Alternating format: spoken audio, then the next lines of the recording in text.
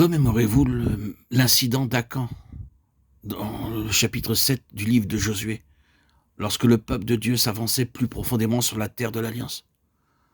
Et nous savons comment l'ennemi, le grand ennemi spirituel, avait tenté depuis le tout début de cette marche vers la terre promise. Ils étaient en Égypte et puis aussitôt dans leur exode et ensuite au Sinaï.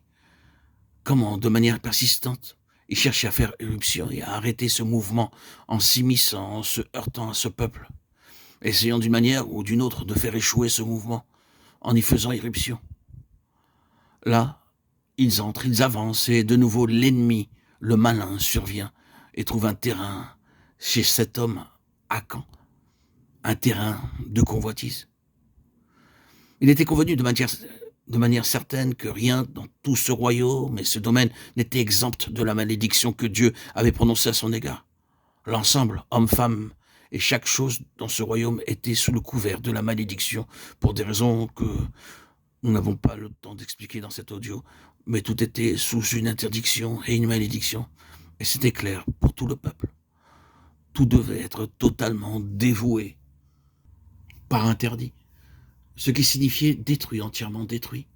Mais Acan, dans la convoitise de son cœur, prit parmi les choses dévouées un lingot d'or et un manteau babylonien qu'il cacha dans sa tente.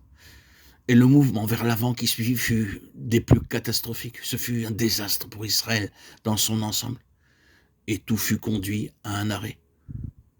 Le chef Josué, bien sûr, était affligé, troublé, perplexe et déconcerté.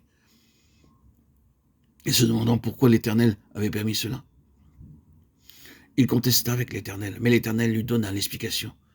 Il lui dit qu'Israël avait péché dans les choses dévouées par intérêt et ordonna que l'on remonte à l'origine, à la source même du problème. Ainsi, ils suivirent leur méthode, leur manière de découvrir ce genre de choses, et graduellement, en commençant par les tribus et les familles, ils passèrent au crible encore et encore, jusqu'à ce que finalement, par cette manière divine de les guider, ils parvinrent jusqu'à Acan et sa famille, et enfin, il fut pris.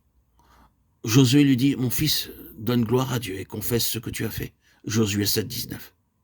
Et Acan avoua, et Josué, dans la colère et la jalousie de Dieu, lui dit, « Pourquoi tu troublais Israël?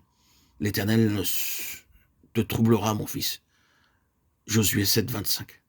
Et ils prirent, lui, sa famille, sa tante et tous ses biens et tout ce qui était en lien avec lui, et les brûlèrent au feu dans la vallée d'Accor, afin que rien d'Acan ne subsiste, et tout ce qui restait n'était que cendre dans la vallée d'Accor. Voilà l'œuvre du diable.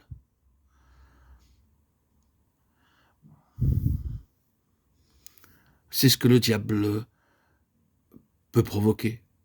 Une nécessité, une obligation pour Dieu de juger de cette façon, de manière si absolue, à cause d'un lien avec le royaume du diable.